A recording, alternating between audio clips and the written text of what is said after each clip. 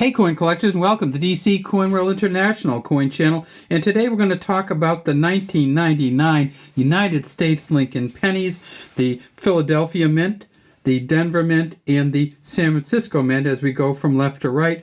Philadelphia Mint, of course, has no mint mark. Denver Mint has the D and San Francisco has the S. 1999 was another year in which they put some proof coin reverses on regular coins.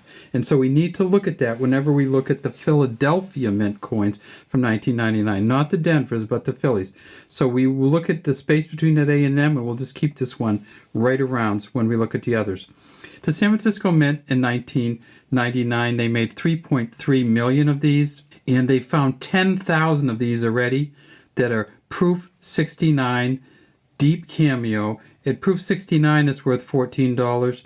At proof 70 it goes up a little, and proof 70 is the best coin you can possibly get. You can't go higher than a proof 70 for a proof coin. They found 915 proof 70s. At a proof 70 deep cameo you can get up to $42 for one of these.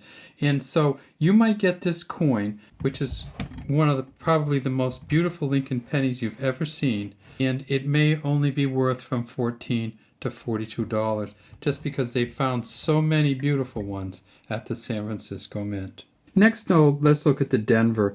The Denver Mint, this is a beautiful coin too. It's not red, but it's in pretty good shape. The Denver Mint, they made 6.4 billion of these. The highest grade they found so far is an MS 69, and they found 48 of those, and those go for about $475. We know this is going to have a close AM because the variety doesn't come from Denver, but let's just compare the Denver one to the proof reverse, and we'll see that there's not any missing that. We tip it up a little bit. There's definitely space between these, definitely not space between these ones no matter what we do. And make sure you get the light and move the light around, because sometimes when you have the light a certain way it looks like there's no space, but then when you flip it, it gets back to quite a bit of space. So that's the proof one. The Denver one does not have it, of course.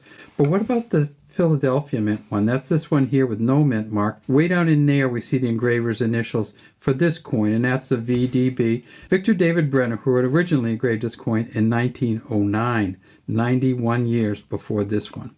At the Philadelphia Mint, they made 5.2 billion of these, and so far they've found about 100 or so with the wide AM on them. Of those 100, 8 of them are MS67, and they're worth $1,450. You get down to an MS62, it's still worth $145, and in any condition, even one like this, it's going to be worth $100. All right, let's look at the back of this one, and what we're looking for is an A and an M that don't touch, and we don't have the space. Just to make sure, and we're always going to make sure, we'll compare it directly to the proof one. And again, you can tell that's a space, you can tell that's not a space. So this is not one. However, when you get these 1999 pennies, any penny in any condition that has a wide AM on the back like that, that's not a proof coin, is worth at least $100. $100 minimum for a wide AM on this. One of the things that they do when they grade coins, like an organization like PCGS, a professional coin grading service, they look at whether the coin has a brown aspect, a red and brown aspect, or a red aspect. And so I've lined these coins up from left to right as they get more red. And you can see sometimes it'll have a little bit of red on it, but not all were red. Sometimes it'll be all red, and sometimes it'll be more of a light brown or a reddish brown. This would be maybe closer to the red brown. But you can definitely tell that this one over here is a red one.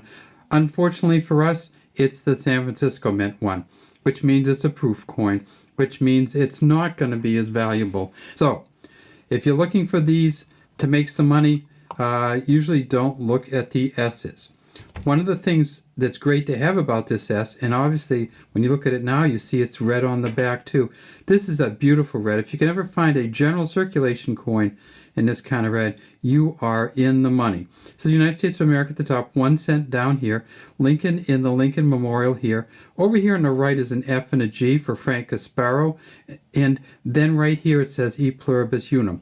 One of the reasons that we're going to keep this one around is because when they make a proof coin, they put the A and the M with a little space between them. So let's look for some wide AMs among these coins. That's not one, not one,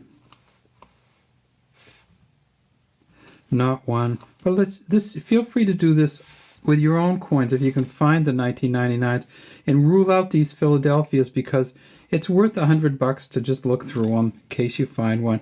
And it's probably worth even more than that because it'd be so exciting. So we don't have any of the wide AM, but again, this is what it looks like. But it would be on a Philadelphia Mint coin with no mint mark on the front, like this. And it would not be on the Denver Mint coin because the Denver Mint didn't have the wide AM. The wide AM happened in 3 different years, 1998, 1999, 2000, and as PCGS says it, by far the most common year was the year 1998, and 1999 was the least common. So look for those out there.